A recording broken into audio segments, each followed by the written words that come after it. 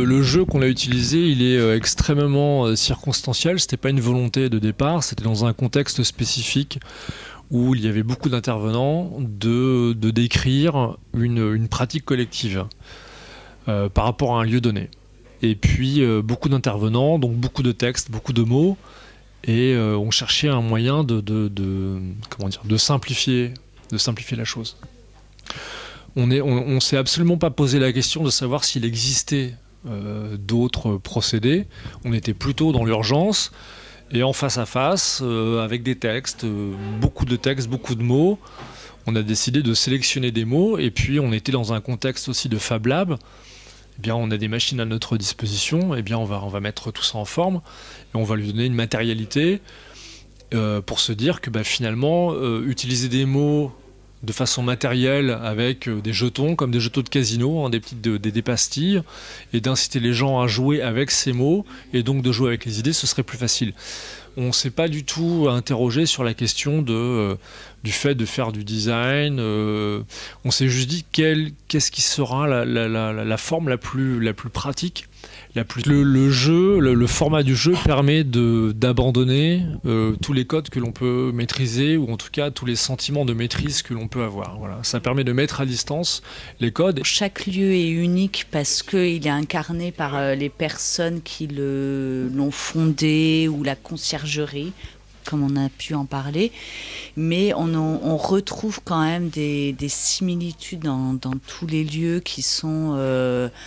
des personnes à un fort capital culturel ou universitaire, qu'on retrouve une moyenne d'âge quand même qui est dans les 25-35 ans en majorité. Voilà, il y a certains points communs comme ça au travers des personnes. Ce qui en est ressorti, c'est qu'il y avait beaucoup de personnes qui étaient aussi dans la transmission par ailleurs, qui menaient des ateliers, qui étaient soit professeurs, soit des... Voilà, on trouvait quand même... oui, on peut trouver des similitudes, mais ça demanderait à approfondir ce travail-là.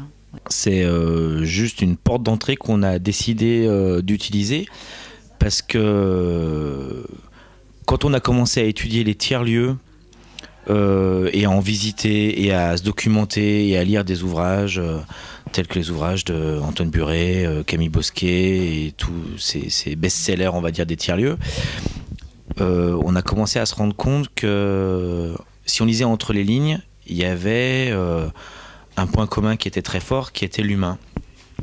Et donc on s'est dit, mais qu'est-ce qui se joue dans ces lieux et pourquoi ça marche? Pourquoi ces lieux sont des lieux de création et pourquoi ces lieux sont des lieux d'innovation? Donc, et on s'est dit, mais alors qu'est-ce qui se passe au sein du groupe? Donc on a commencé à chercher un peu sur la psychologie de groupe et puis sur aussi des processus qui se passent en groupe, et on est tombé sur les travaux d'un certain Gordon dans les années 40 qui a élaboré après tout un processus qu'il appelle la synectique, qui est en gros dans un même lieu face à une problématique X ou Y, pour la résoudre ou pour trouver une solution, pour innover, comment on fait pour travailler à plusieurs avec des compétences totalement différentes. L'idée, en gros, c'est d'utiliser un vocabulaire commun, donc un vocabulaire inventé en passant par la métaphore, l'analogie diverses et variées, que ce soit une analogie formelle, informelle, animale, fantasmagorique, ce qu'on veut, quoi, de déplacer le sujet hors champ, de reformuler la problématique, d'imaginer des solutions totalement qui peuvent paraître totalement délirantes, voilà. Et en fait, on s'aperçoit qu'il y en a certaines qui sont peut-être imaginables, réalisables, prototypables, et tout ce qu'on veut, quoi. Voilà.